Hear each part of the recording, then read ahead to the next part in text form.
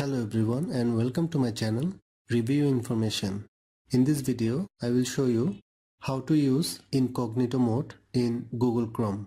Let's have a look how to do this.